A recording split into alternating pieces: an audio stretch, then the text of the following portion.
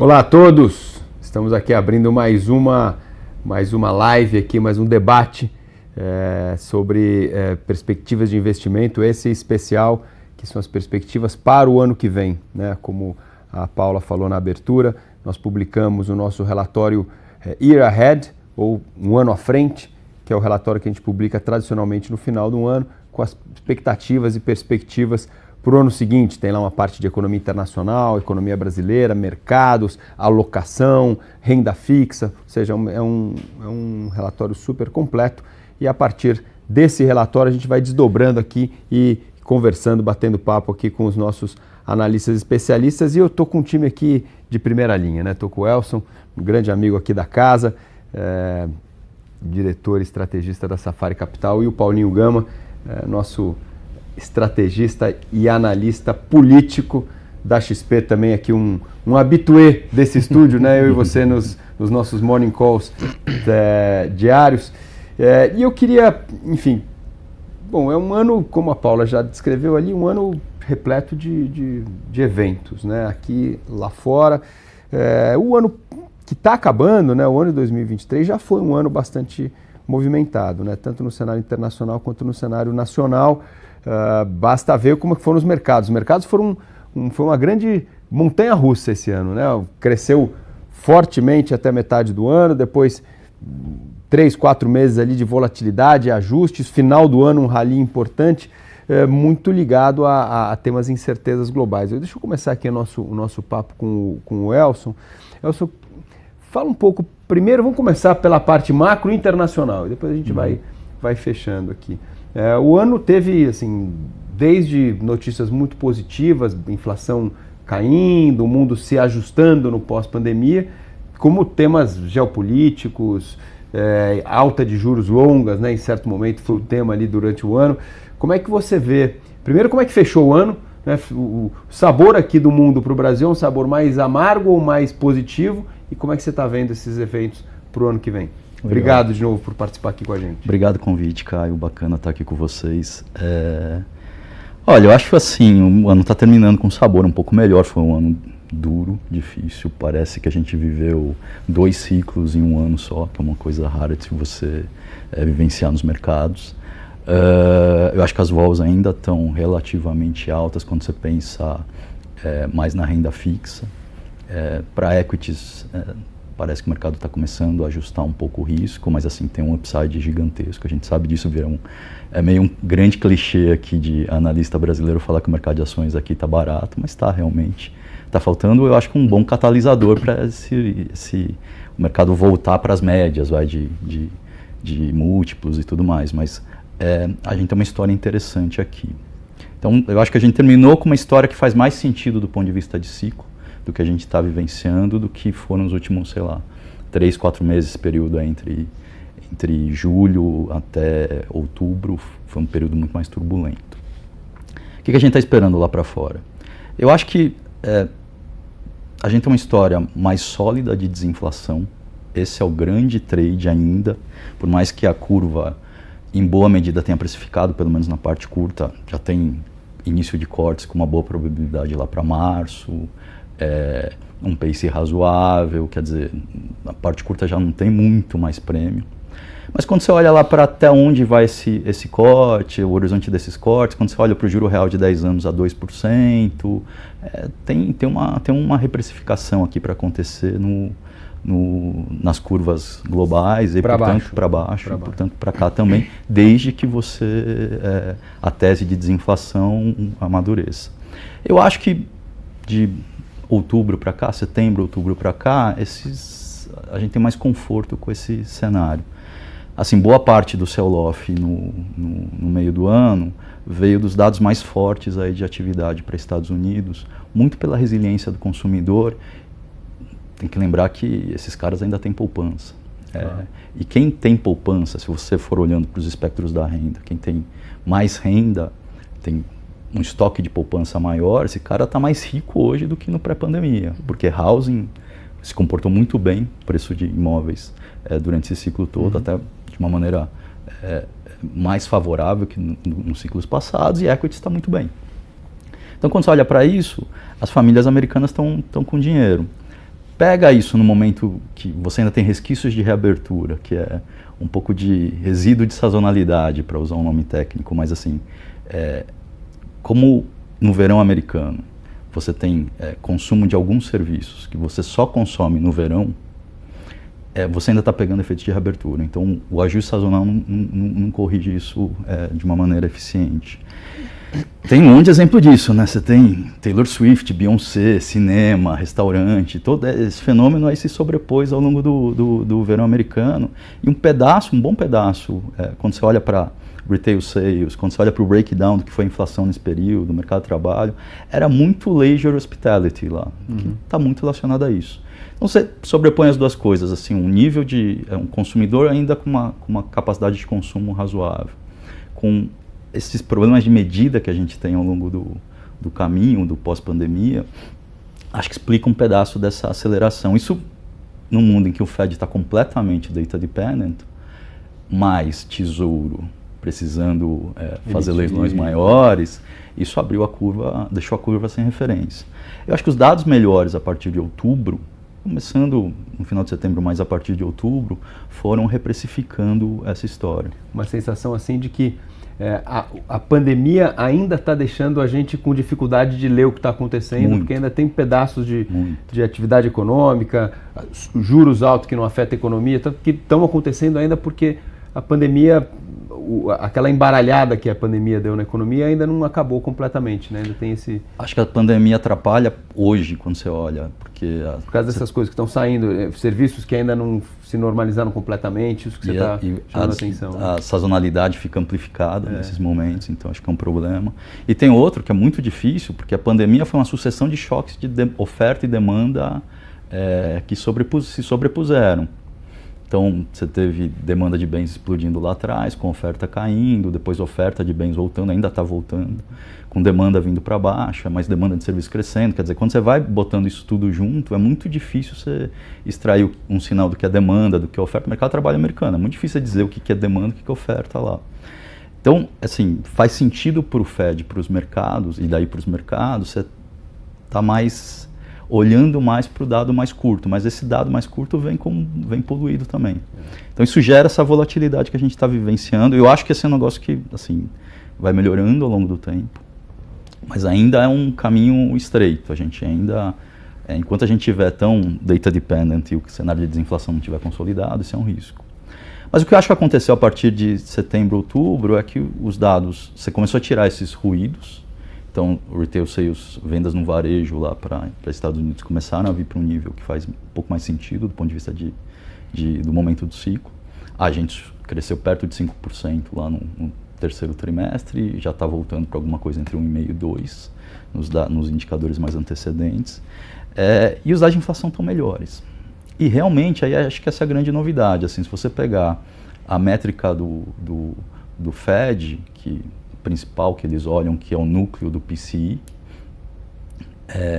esse negócio está rodando a 2,5%, 2,4% na média de 6 meses. Então, se eu analisa a média de 6 meses, vai te dar isso, 2,4%, 2,5%, uma meta de 2%. Isso estava lá em janeiro desse ano a 5%. Então, o processo de desinflação está acontecendo. Tem uma última milha, eu não diria nem que é uma última milha, esse finalzinho aqui, que tem uma dúvida, claro, se você vai aterrissar nos dois, mas já está muito mais próximo. Eu acho que isso está começando a fazer o mercado pivotar, o Fed, o mercado antecipando talvez o que o Fed fizesse, pivotar, para colocar esse início de cortes aí. Eu até acho que assim, março é forçar um pouco a amizade, mas botar o início de cortes em algum momento mais perto do meio do ano. Isso é muito bom para ativos de risco como um todo, e aí para o caso de emergentes é uma história muito, muito positiva. Qual que é o problema, qual que é o risco? Estou falando aqui um monte de início aqui, mas assim, só para estabelecer o ponto, então, história muito boa, tem um risco que é caminho estreito. Essa coisa de soft landing, de você desinflacionar a economia, trazer os juros para neutra sem gerar uma recessão, é uma arte, é muito difícil. Você olha para a série, não tem nos ciclos recentes. Tem um outro case lá com Greenspan lá atrás. E te deixa numa assimetria. Assim, soft landing, se os números estiverem vindo para baixo, te surpreendendo para baixo, você tem um buffer aqui de atividade. Você pode abrir mais hiato. E aí você vai cortando juros. Você compensa cortando juros. Então, do ponto de vista de ativos para emergentes, desde que você não tenha uma tragédia, não quebre nada no caminho, é um equilíbrio bom, não deixa de ser um equilíbrio positivo. O problema é quando você tem surpresas para cima. Quando você tem surpresas para cima, é assimétrico. Que foi meio que a gente vivenciou no terceiro trimestre. Eu acho que hoje os dados estão vindo mais para o lado da desaceleração, que é uma história que a gente acredita mais, que acho que faz mais sentido para o momento. A economia americana está entrando de uma maneira mais consistente nessa convergência para os 2%, então a desinflação está vindo realmente. Mas os dados balançam. Então, e a gente está muito pendurado nos dados de curto prazo. Então, assim, acho que é uma história boa. Acho para o Brasil uma bela porrada, apesar da gente não ter feito nada no estrutural, muito pelo contrário. É um belo trade. Vamos falar de Brasil já. É um belo trade de política monetária, mas tem esses riscos que a gente tem que ir acompanhando no caminho. Legal, não, é aquela sensação de que assim, talvez o avião aqui desacelere mais rapidamente, né?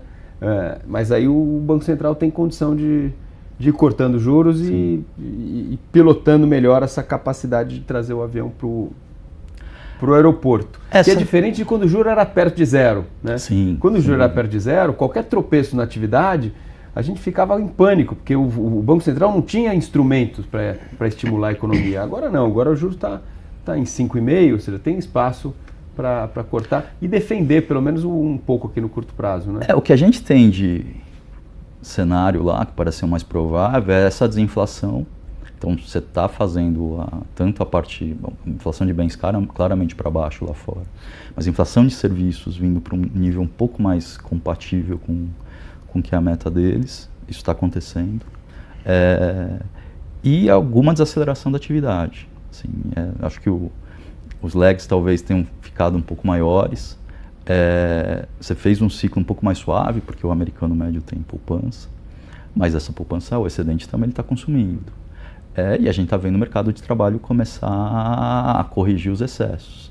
Então, vai ter muito provavelmente uma desaceleração. Esse é um cenário bom. Acho que o cenário ruim é se você tiver mais atividade, mais surpresas positivas para a atividade. Esse é um problema. Continuando a analogia do avião aqui, a sensação de que o avião está passando e o aeroporto está ficando para trás, né? Não desacelerou o suficiente, embora, como você falou, né, como os dados estão vindo agora, a nossa sensação também é de que a economia desacelera. Claro que não pode despencar, né? Se despencar, especialmente se pegar commodities, se pegar a China, acaba pegando o Brasil mais fortemente, mas o cenário externo parece bem defendido. Deixa eu trazer o Paulinho aqui para essa conversa, ainda no cenário internacional, ainda no âmbito internacional, tem dois temas que eu acho que a gente precisa monitorar também de perto, que podem trazer volatilidade. Um tema corrente e um tema futuro. O tema corrente é o tema geopolítico, né? A gente tem ali ainda, em determinado momento do tempo, o mundo discutiu a Terceira Guerra Mundial, né? E tinha gente bem formada, formador de opinião, dizendo que era para lá que a gente estava indo. Acho que foi aquele momento mais tenso do ano em termos de mercado, que se discutia a Terceira Guerra Mundial com as taxas de juros nos Estados Unidos podendo chegar a 6,5%, 7%. Né? Ali foi em torno de outubro, ali, né? Setembro, outubro, que foi o momento mais complicado. Mas, enfim, esse risco parece ter diminuído, mas, enfim, continua no radar lá no Oriente Médio e também começa a entrar aqui na América Latina também, né? Porque na América do Sul, né? Tem um certo conflito ali, petróleo e tal, Venezuela, que também está entrando no radar, inclusive, do nosso quadro político doméstico. Como é que você vê, primeiro, o ambiente geopolítico global, esse é o primeiro ponto, e o segundo tema do ano que vem, eleições americanas, né? Eleições nos Estados Unidos com um cheiro cada vez mais de América Latina, né? Aquela coisa polarizada, com pitadas populistas de lado a lado. Como é que você vê esses temas evoluindo e, eventualmente, mexendo nos mercados aqui. Paulinho, de novo, obrigado por participar aqui com a gente. Obrigado, Caio. Obrigado, Elson, pela presença. Foi um prazer participar desse painel com vocês dois. São dois temas, Caio, dois temas que seguramente têm impacto aqui na política nacional. A gente vem começando ali pela sua pergunta de Estados Unidos, né?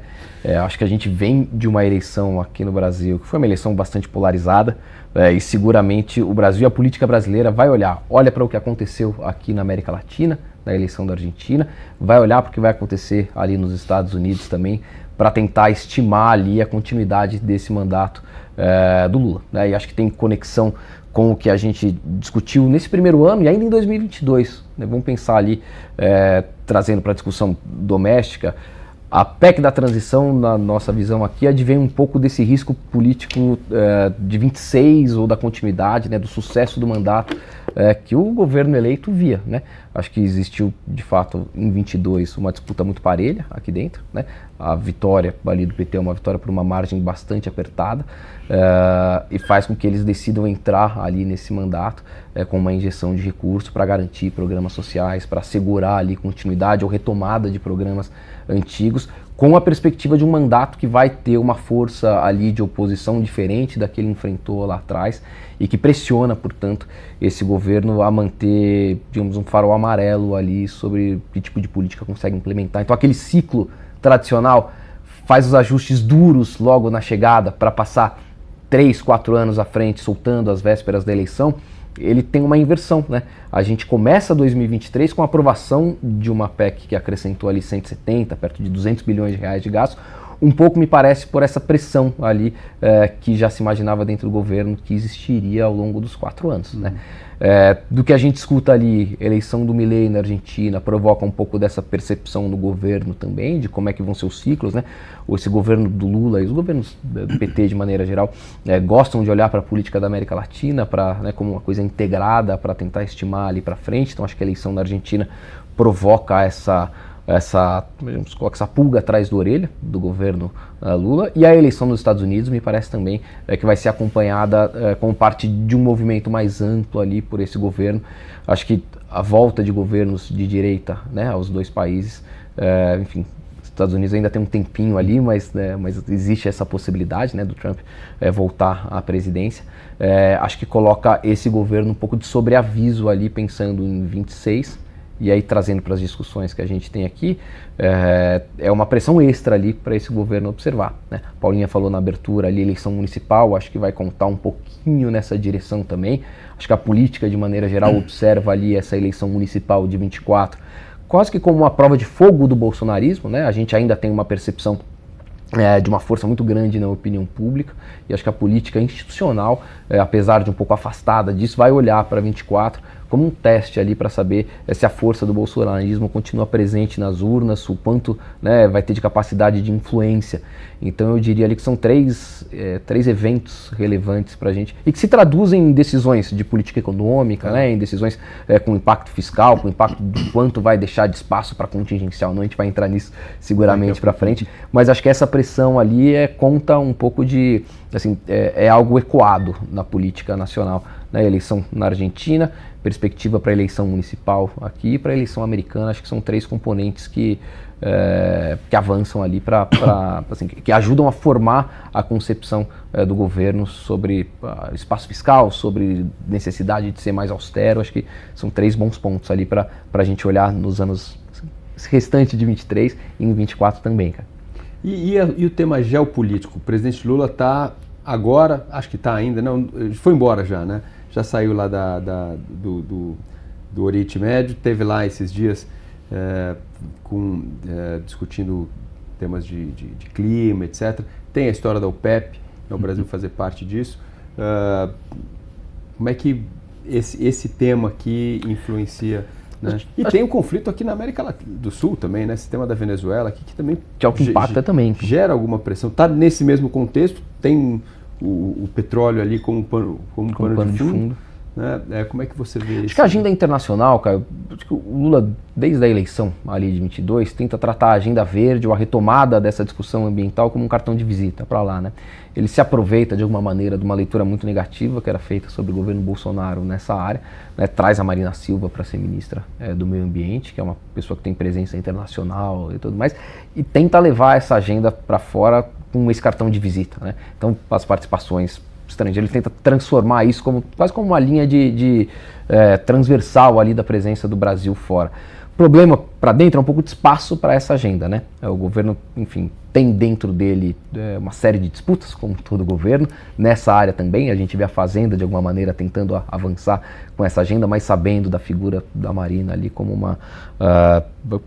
uma porta-voz quase que natural para isso. Então, acho que medem-se cuidados ali de quem avança com a agenda, e passou bastante tempo sem que houvesse nenhuma iniciativa de fato junto ao Congresso ou a tal da a discussão sobre a agenda que o próprio ministro Haddad apresentou ali na viagem internacional que ele fez em setembro, acabou não tendo tanto espaço assim perto das outras agendas que o governo precisou desenvolver ali, de discussão de arcabouço, discussão das medidas de arrecadação, mas continua sendo para fora uma agenda que o Lula trata como prioritária, né, que é vendável, digamos assim, para essa tentativa de reinserir o Brasil nas discussões para fora. Boa. Elson, você vê esse clima, esses temas geopolíticos como risco, como cenário base negativo para o ano que vem? Como é que vocês colocam isso no cenário lá na Safari? Caio, eu acho que quando você está baixando os juros aqui lá fora, a barra é mais alta para esses fatores geopolíticos impactarem o mercado, né? Tem, além dessa questão de Guiana com Venezuela, você tem Estados Unidos e Taiwan e China, e quer dizer, como é que vai ser, como é que essa negociação vai qual vai ser a postura, na verdade, da China em relação a isso tudo. Tem eleição americana, você tem, assim, a gente consegue elencar, fora Oriente Médio, Ucrânia, a gente consegue elencar um monte de fatores aqui. O que acho que a gente tem que olhar? Assim, olhando a médio prazo, que é o horizonte do ciclo, o principal fator de risco nessa história toda é matar uma das pernas da desinflação, que é a queda da inflação de bens. Então a gente sabe que a demanda está vindo para baixo, a oferta está retomando. Acho que esse é um fator fundamental para a gente estar acomodando. Isso traz a inflação corrente mais para baixo, a inércia ajuda a trazer a inflação de serviços um pouco mais para baixo. Quer dizer, a história de desinflação está muito relacionada a você retirar parte daquele choque que a gente teve, que foi muito de bens, lá dos últimos 2 anos. Então, se você bagunça essa história, eu acho que tem um problema. A barra para isso é alta. Então, você tem que fazer alguma coisa mais forte com China, tem que ter alguma coisa um pouco maior na oferta, talvez, global de petróleo. Então, Irã, se ampliar o conflito e a ponto de atingir o Irã também, de atingir outros países produtores de petróleo, fechar o Golfo. Mas assim, por enquanto, eu acho que isso é cauda, você tem que tratar isso com cuidado, são riscos que a gente está olhando, tem que tratar isso com cuidado, mas acho que não vai vir para o centro da precificação dos ativos por enquanto. Um aspecto que me preocupa para o ano que vem, mas é para o final do ano que vem, é realmente o resultado da eleição americana. Não acho que o mercado vai vender antes, se a gente tiver um processo de easing lá fora já. Não acho que o mercado vai vender isso. Mas, assim, o Trump vai escolher o sucessor do Powell. É uma história para depois ainda. Mas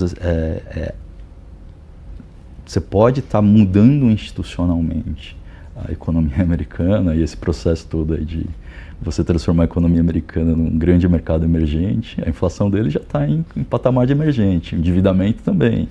O que te protege lá é que as instituições são muito poderosas. Mas você ter essa deterioração institucional da principal economia do planeta não está no preço, né? Acho que isso é o que torna talvez a história estrutural dos mercados aí muito mais desafiadora. Mas não acho que isso bagunce com a história cíclica. A história cíclica é uma compra ainda. Se você tivesse que... Sempre que essas perguntas são sempre difíceis de fazer, estou te colocando aqui num corner aqui, mas, enfim, ninguém vai te cobrar depois. Que bom, ninguém está vendo, né? Você acharia que, diante desse cenário, o dólar se fortalece ou se enfraquece no ano que vem?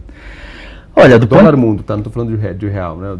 Eu acho que se olhar para o dólar com relação aos pares, sim, o mercado traz uma grande excepcionalidade do dólar nos últimos 2 anos. Que acho que é justificável num certo sentido, era muito mais blindado no ciclo. Isso se mostrou verdadeiro, quer dizer, você pega todos os países ricos, a performance americana é fenomenal. Mas, olhando só para o aspecto do ciclo, eu acho que agora tem uma convergência da economia americana, tanto de inflação quanto de atividade, com os principais pares. Então faz sentido, eu acho, o dólar perder valor nesse processo todo. É o mesmo processo das treasuries irem amassando ao longo do ciclo. Então, isso ajuda muito emergentes, acho que ajuda no case de Brasil. Mas, olhando mais a longo prazo, é difícil dizer, né? Se você olhar aí no mais estrutural, isso é muito mais difícil de responder. Eu acho que tanto o endividamento quanto essa questão de o que vai ser da política americana para a eleição e no pós-eleição. E assim, eu estou falando do Trump na escolha do Banco Central porque essa é menos previsível, mas assim, um governo democrata também tem muita dificuldade em fazer o ajuste. Uhum. Os dois têm, na verdade, né? Porque eles têm visões diferentes. Eles até podem acordar que o ajuste é necessário, visões diferentes de como se faz, um pouco como está o debate aqui no Brasil. Mas se você não conseguir resolver isso, esse tamanho de endividamento não é sustentável, a gente sabe disso. Então, assim, num prazo mais longo, tem pontos de interrogação aí também em relação ao dólar. Eu acho que assim, no curto prazo, uma coisa que deixa o dólar também defendido é que a Europa está ainda num ciclo ainda mais avançado que nos Estados Unidos, né? Porque lá a economia já entrou em recessão, provavelmente o ECB corta até antes do Fed, né? Então, nesse sentido, é capaz de a gente ver o euro se enfraquecer e aí o dólar ficar meio no meio do caminho aqui, né? Uhum. O euro se enfraquecendo, as moedas emergentes talvez valorizando um pouquinho. A nossa projeção para o câmbio no final do ano que vem é 4,80, ou seja, aqui o nosso real, né? A gente vê basicamente as moedas relativamente estáveis, especialmente o real, porque tem de um lado esse cenário internacional que é positivo para nós, corte de juros nos Estados Unidos, commodities que devem continuar em alta, não sei se vocês concordam. Mas por outro lado, e aí eu já quero puxar o gancho aqui para temas específicos em Brasil, você comentou sobre visões diferentes de fazer o ajuste fiscal, né? Acho que por outro lado tem um risco do nosso ajuste fiscal não dar tão certo quanto imaginado e o real ficar pressionado. Acho que se fosse só pelo cenário externo, talvez a nossa projeção chegaria até mais perto do 4,5 no real. Acho que daria para o real se valorizar mais. Agora tem esses temas domésticos. E aí eu trago o Paulinho de volta aqui, Paulo, porque o que o Elcio estava dizendo era mais ou menos o seguinte: você tem duas visões, né? A visão mais à direita é o ajuste fiscal pelo lado da contenção de despesa. O ajuste mais à esquerda é o ajuste fiscal pelo aumento de receita.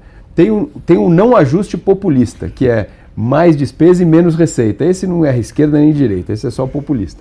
Mas essas visões vão se convergindo perto da eleição. Vão se convergindo, né? Um quer cortar impostos, outro quer aumentar despesas, né? E ponto. Mas enfim, vindo aqui para o Brasil, claramente a nossa estratégia esse ano, e você comentou sobre a PEC da transição, a estratégia do governo aqui no Brasil é fazer o ajuste pelo lado da receita. Uhum. Né? A despesa já cresceu bastante esse ano, continua crescendo nos anos seguintes pelo próprio desenho do arcabouço, né, que prevê um crescimento de até 2,5% das despesas no orçamento. E as sinalizações pelo lado de contingenciar gastos, caso as metas fiscais não sejam atingidas, também foram aguadas recentemente, né? A nossa preocupação, e a gente externa isso um pouco no relatório, é que isso gere desequilíbrios ao longo do tempo, pressione a inflação, limitem a capacidade do Banco Central cortar juros. A gente vai falar um pouco sobre isso daqui a pouco. Mas eu queria ouvir de você um pouco de como é que você viu essa implementação do ajuste fiscal, essa disputa pela meta, né, manter a meta zero, como foi, né, como é que a gente navegou ao longo do tempo, como é que o ano termina e a perspectiva para frente, né? Como é que é o balanço aqui do arcabouço fiscal do novo governo? É uma boa pergunta, né, Caio? Porque nem a decisão do ajuste pela Receita parece ter sido uma decisão pacificada dentro do governo ao longo de 23, né? A gente teve a Fazenda, advogou ali no arcabouço com essa expansão contratada ali de 2,5 e tudo mais, mas você teve dentro do governo uma série de grupos ali, de núcleos mais ligados aos ministérios finalistas, né? Quem faz obra de infraestrutura, quem faz obra de habitação e tudo mais, que advogou por ter o maior espaço possível ali para investimento, para gastos, ainda que houvesse a Fazenda tentando prezar por um ajuste feito por meio da Receita, né? Então houve uma primeira briga ali do que seria o tamanho da expansão, né? Se a gente for resgatar ali a discussão do arcabouço, o momento da elaboração do arcabouço, a gente teve grupos vocais ali dentro do governo que advogavam para que houvesse exceções como houve nas metas lá atrás, né? No governo Dilma, por exemplo, que você não contabilizava gastos do PAC na meta. Houve grupos ali que advogavam nesse mesmo sentido, de que o arcabouço tivesse espaços ali para que o limite fosse não burlado, porque seria formal, mas que houvesse espaço ali para outros gastos além do limite. Uma primeira batalha ali, então, dá para chamar de batalha, dentro do próprio governo. Foi vencida, mas acho que a pressão é digna de nota, né? A pressão de que existem grupos dentro do governo que fogem a essa ideia de um ajuste pela receita ou ajuste pela despesa, acho que ela faz parte da história a ser contada de 23 e na nossa perspectiva ela continua existindo ali em 2024, né? Mas houve essa primeira tentativa ali, que o Haddad e o Ministério da Fazenda vencem, né? Assim, o Lula dá razão a ele, o arcabouço sai expansionista, como você mencionou, mas sai com o limite inteiro ali, tudo para dentro do limite, né? E você segue com a disputa de dizer, bom, tá bom, você tem um arcabouço que seta ali o quanto você vai ter de expansão e tem uma meta estabelecida que o ministro lá atrás brigou por ela, estabeleceu a meta 0 para 24, registrou isso no projeto de lei de diretrizes orçamentárias enviado ainda no primeiro semestre, né? Pela legislação ela precisaria ter sido apreciada até o fim do primeiro semestre. Não foi, ainda segue em curso a discussão, justamente por causa da meta, né? Justamente a meta fiscal ali é o grande ponto, né? Ou seja, a gente está, só para traduzir essa parte que você está falando aqui, o ciclo orçamentário brasileiro, assim, no primeiro semestre você aprova as diretrizes para o orçamento, que é a LDO, Lei de Diretrizes Orçamentárias, e no segundo semestre você aprova o orçamento em si, né, linha por linha, que é feito com base nas diretrizes aprovadas no primeiro semestre. As diretrizes ainda não foram aprovadas, nós já estamos em dezembro, né? E em tese o governo elabora o projeto de lei orçamentário já tendo as diretrizes do orçamento definidas, aprovadas no primeiro semestre, né? Então, em tese o Congresso não entra em recesso enquanto não houver a aprovação das diretrizes. Sim, o governo apresentou um orçamento em agosto ainda com base no que escreveu no projeto de lei de diretrizes orçamentárias, e aí mais uma vez em que houve dentro do governo a balança pendendo ao lado da Fazenda, porque o orçamento em agosto ele é enviado ao Congresso contendo os projetos que em tese permitem ao governo ter a meta em 24 zerada, né? A implementação deles é uma outra história, que é o que a gente está vivendo agora, né? Dos textos que o Haddad ele mandou ainda no início do ano, 2 séries de pacotes ali, né, de medidas de arrecadação, esse sim já esgotado, mas a gente continua discutindo, e a certeza que a gente vai entrar na discussão mais pormenorizada disso à frente, outras mudanças ali no sistema tributário de maneira a ampliar a arrecadação no ano que vem, né? Mas passou ali 24 com, pelo menos o envio do projeto de lei para 24, com essa determinação posta. A discussão agora é a seguinte: sabendo que é muito difícil alcançar todas essas receitas, e aí que o governo se questiona, né, grupos diferentes pensam de maneiras diferentes lá dentro, mas faz sentido manter a meta em 0 no ano que vem, ou faria sentido, como parte do governo já advogava, reconhecer que você não conseguiria chegar lá? E o ponto que acho que é aí que vale a pena entrar é que o presidente Lula, quando ele fala, 1 mês e meio atrás mais ou menos, sobre a meta, ele explicita que ele acha que não vale a pena perseguir uma meta 0, caso isso implique na redução de gastos que ele considera vitais para o ano que vem, né? Então ele menciona infraestrutura, gastos com alguns programas sociais, e me parece ali o grande risco, talvez, desse ponto que você menciona, porque de fato é uma visão corrente no governo que não vale a pena prejudicar ou reduzir, segurar parte dos gastos por conta, né, dessa disciplina oferecida pela Fazenda. Essa que eu acho que é a batalha que a gente vai ter no ano que vem também, não sei se dá para chamar de batalha de novo, mas pelo menos o debate que vai existir dentro do governo é esse, né? Por agora é isso, o Ministério conseguiu apresentar uma interpretação um pouco mais flexível ali às regras do arcabouço, né? Porque a partir do entendimento inicialmente, né, de que as duas regras do arcabouço, uma que dizia que você precisava crescer pelo menos 0,6, a outra que te exigia congelar caso não chegasse na meta, valeria que te exige o crescimento de pelo menos 0,6, logo você reduziria o montante congelável do orçamento, né? Essa discussão está em curso ainda. Esse relatório que deveria ter sido aprovado no primeiro semestre ainda não está nem elaborado.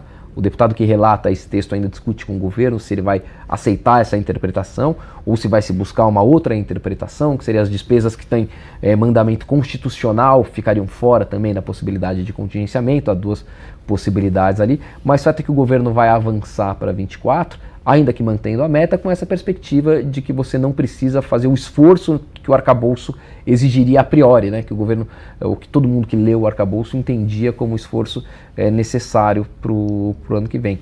O que acaba tirando um pouquinho da credibilidade da meta, né? Que é mais ou menos o seguinte, você fala assim, você tem que perder 10 quilos nos próximos meses, aí você vai monitorando na balança. Se não estiver acontecendo, você também não pode cortar nem pizza nem chocolate, né? Você continua comendo, aí você não vai chegar na meta mesmo, né? Você deveria ter um esforço adicional caso o resultado ali não tivesse vindo a contento, que é o resultado que vem pelo lado da receita, né? Se a receita não estiver vindo, deveria fazer um esforço adicional pelo lado ali da despesa. Se esse esforço está limitado, atingir, ter uma meta ou não ter uma meta se torna menos uma referência, né? Uhum, perfeito.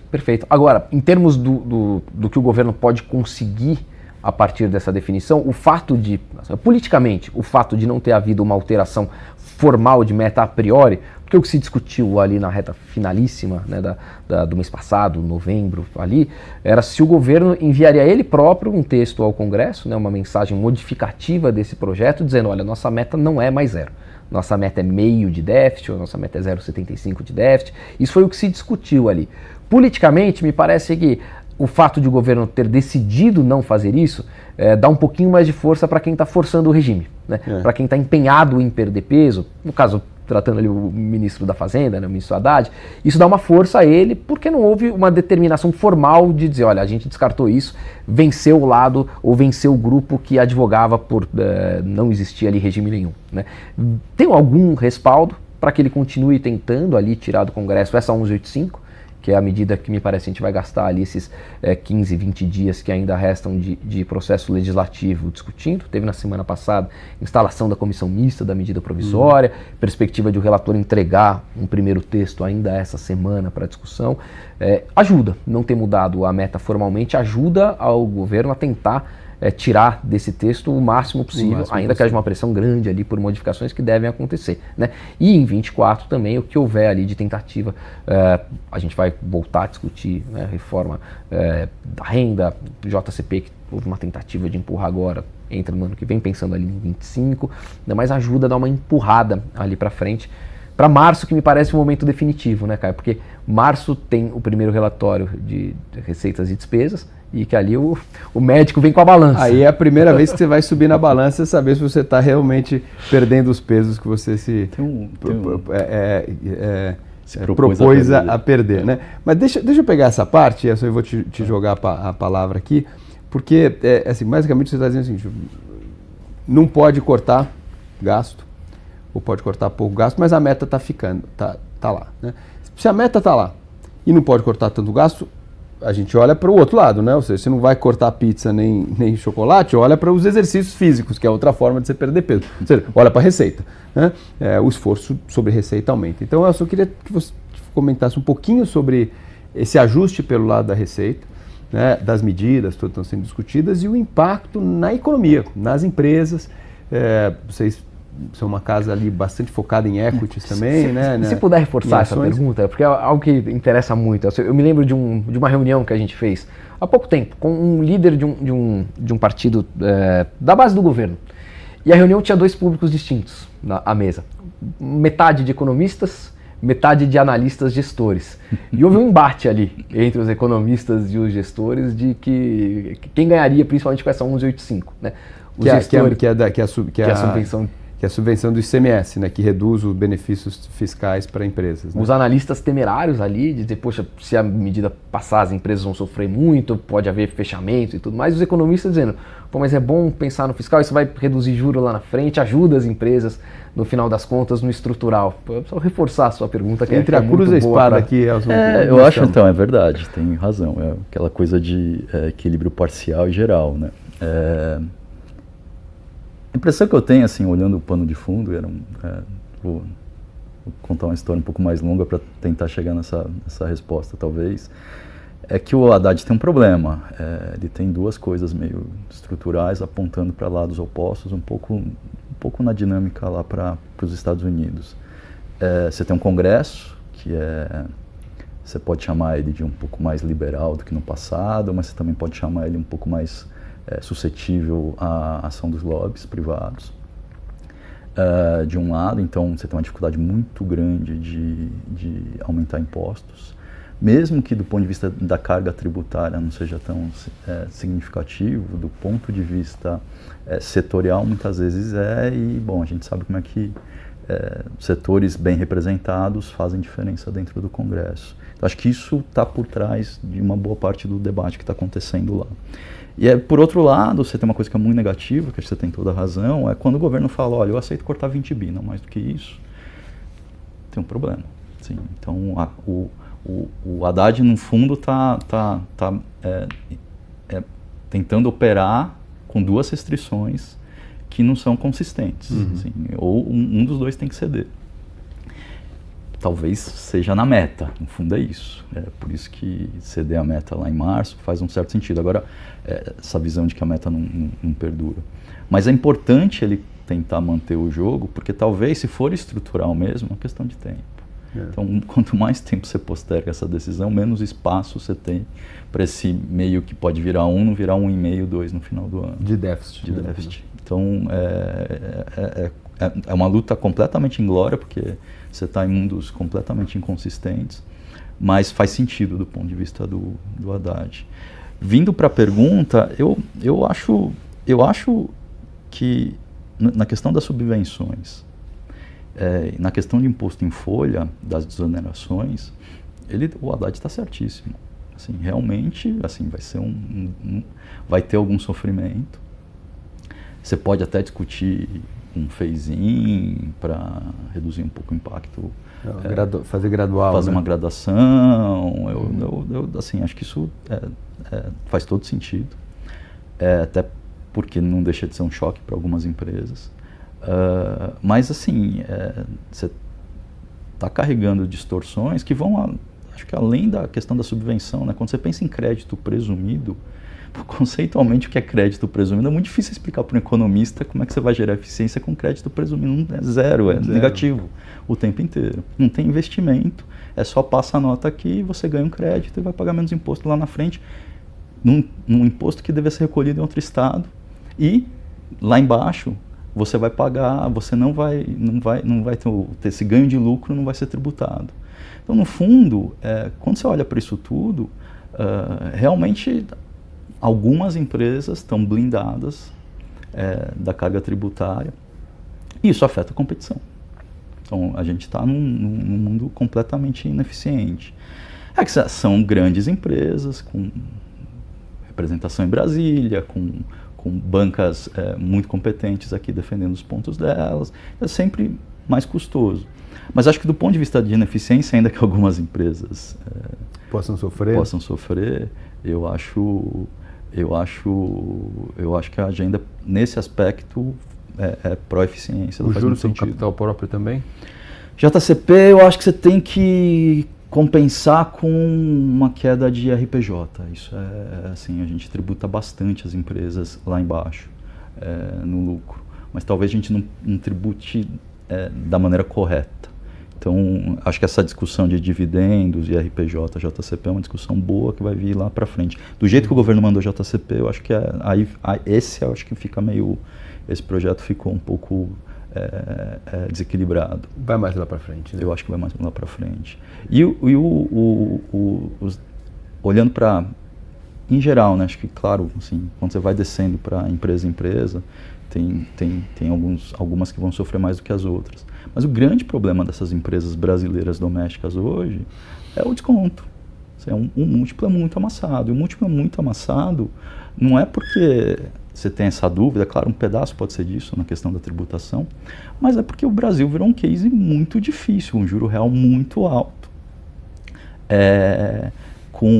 Com dúvidas em relação ao tamanho do ciclo, ou do ponto de virada, e custo de oportunidade, juro real elevado, gigantesco. Eu acho, do ponto de vista de precificação, inclusive para esses setores mais domésticos, se a agenda do Haddad for suficiente para te trazer para chegar perto de fechar esse gap, ou de manter a meta, claramente é uma solução melhor, mesmo para esses setores. É que eu tenho um pouco de dúvida se ela é suficiente. Nós estamos chegando aqui perto do final da nossa live, mas tem 2 pontos aqui ainda que eu queria explorar com vocês. Um sobre juros, Banco Central, e outro sobre reforma tributária, que eu acho que é um tema importante para o ano que vem. Então temos 5 minutos aqui, um pouquinho menos aqui para me dar uma gordurinha sobre cada tema. Elson, juros. A nossa visão aqui é que, assim, curto prazo, pista livre, ao longo do tempo, talvez esse fiscal faça diferença. Como é que está teu cenário? Olha, eu acho que é isso, pista livre, você está claramente desinflacionando no Brasil, as coisas estão muito consistentes, os scores estão rodando super baixo já há um bom tempo. Quando você modela isso, a inflação vai convergindo para a meta ao longo do tempo também. Então, acho que assim, a gente tem um horizonte bom de quedas. Então, essa é a primeira discussão, acho que do ponto de vista de quando você está pensando em ativos e como se posicionar para o ano, aqui já te responde um bom pedaço da história, que é bom, parece que é um momento ciclicamente bom para estar comprado. Tem outra coisa que acho que impacta muito, se a gente for ver ou não redução de juros, ou o case de redução de juros lá fora estiver maduro quando você estiver discutindo a questão fiscal aqui. Então, estamos falando de março, abril, aquele segundo trimestre, lá final do segundo trimestre, é muito importante que esses próximos dados de inflação americana abra espaço para o Fed deixar... consolidem a história de desinflação e o Fed tem espaço para baixar juros. Se isso tiver... Porque quando cai juro lá nos Estados Unidos, ninguém olha muito detalhe, né? Não. É uma onda de... É outro nível, a barra fica lá em cima, você pode fazer a bobagem que quiser, ou tem limites, evidente, né? Argentina e Turquia estão aqui para provar que tem limites, mas assim, é muito espaço para você fazer bobagem. Então, eu acho que vai estar muito na dependência disso. O Banco Central tem dito com razão que vai manter a taxa restritiva, então o que me diz que ele vai parar um pouco acima da neutra. Mas assim, aí depende um pouco como você mede a neutra, em que ponto da curva você está olhando, como é que você está pensando em juro real, mas assim, tem bastante espaço para isso. Tá? O que eu acho, eu conheço o teu cenário faz bastante sentido, a gente difere um pouco no momento global talvez um pouco melhor para a queda de inflação e o Banco Central se aproveitando disso. Surfa mais a onda da desinflação global. Que vai ser bom para ativos, mas vai ser um pouco mais bumpy na volta, porque a questão fiscal não vai estar endereçada. E aí quando você, a questão da liquidez global começar a apontar para o outro lado, quando o ciclo lá fora estiver um pouco mais maduro, esse é um problema gigantesco que a gente tem, e o mercado, assim, aí vai cobrar prêmio. Ainda para o segundo, mas é mais para a segunda parte do mandato, né, presidencial. Olhando lá, não é talvez mais para 25. Mais para 25, 26. Boa. Paulinho, reforma tributária. Vamos aprovar no ano que vem? Vamos ter um novo regime tributário no país ou não? Reforma tributária ainda falta a última volta na Câmara, que é uma tentativa de fazer ainda esse ano, né? A PEC foi aprovada pelos deputados, pelos senadores, e ainda falta a última decisão. Tem umas mudançazinhas que foram feitas no Senado, né? Que precisam ser referendadas pela Câmara, né? A PEC, vale lembrar, não tem casa iniciadora, casa revisora, né? Precisa do mesmo texto aprovado nas duas casas para a emenda poder ser promulgada. Então ainda tem ali, a gente tem 20 dias, o Congresso se encaixar na Câmara a promulgação, da aprovação e promulgação da PEC depois pelo Congresso, mas a aprovação pelos deputados, a 1185, o retorno das bets, tem bastante uma agenda conturbada ali. Sendo promulgada a PEC esse ano, a gente entra em 24 com uma agenda super extensa de regulamentação do texto, né?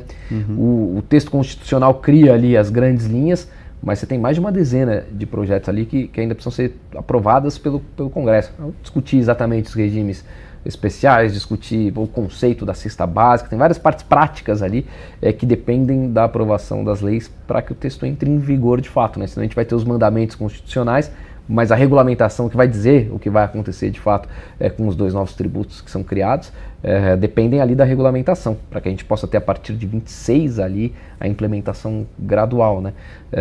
Então uma boa parte da nossa agenda de 24 vai ser dedicada a essa discussão da regulamentação da PEC 45. São 3 discussões tributárias que vão correr em paralelo, né? A regulamentação da PEC 45 do consumo, essa discussão sobre a reforma da renda que a gente mencionou, IRPJ, dividendos, JCP eventualmente incluído nisso, e uma terceira que vai ser a continuidade da Fazenda, precisando de receita, buscar essas distorções ali para tentar corrigi-las e assim conseguir avançar nessa direção da meta prometida para 24, 25, 26, que a escadinha ali é grande. Sabe? Grande. A minha preocupação ali é quando mistura os 2 temas, né? Você tem 2 temas separados no campo da tributação. Um é essas medidas para aumentar a arrecadação no curto prazo e fechar o déficit. O outro é a reforma tributária de forma mais profunda, que tem a ver com o sistema tributário brasileiro, diminuição de distorções, torná-lo mais simples. O problema é quando um mistura com o outro, né? Você tem uma reforma que você precisa calibrar a alíquota, e você tenta calibrar a alíquota mais alta para gerar uma arrecadaçãozinha a mais para fechar a conta do outro lado, e aí mistura um pouco o ambiente. Mas a nossa visão também é que a reforma tributária pode ser um gatilho positivo para o ano que vem. Você acha, Elson, que a reforma tributária é positiva do jeito que ela está colocada? Eu acho a reforma tributária bastante positiva. Claro que podia ser muito melhor, né? Aquilo lá também foi a Disneylândia dos lobbies, mas o desenho dela... Muitos regimes especiais aprovados. Regimes especiais, mas assim, o desenho dela é muito positivo. Acho que sobrevive a isso tudo. Efeito líquido dessa história é muito boa. Para o mercado só, eu acho que assim, ela é muito diluída no tempo. Então, talvez quando a gente estivesse fazendo esse programa em 2026... pode ser uma questão, reforma tributária, ganho de produtividade dela e tudo mais, acho que é uma questão relevante. Tenho a sensação agora é meio longe. Que o efeito na economia é mais para os nossos filhos e netos do que para nós. É onde investir em 2035. O que já está ótimo, né? O que já está ótimo, se a gente construir um Brasil mais equilibrado. Me lembro quando eu era secretário da Fazenda aqui de São Paulo, eu passava mais do que metade do meu tempo tentando resolver pepino tributário das empresas, dúvidas, tal, coisa só da cidade. Imagina quantas cidades e estados e mais a União. Então, acho que esse pode ser um gol importante aqui para o país. Gente, estamos terminando aqui o nosso tempo, batendo aqui na trave aqui do limite. Queria agradecer de novo o Elson pela participação, o Paulinho, foi um ótimo debate e espero que a gente continue aqui o nosso evento de onde investir em 2024 com outros temas também tão ricos quanto foi esse nosso debate aqui. Gente, obrigado de novo pela participação. Obrigado, Caio. Obrigado, Elson. Valeu, obrigado. Valeu, gente. Boa tarde.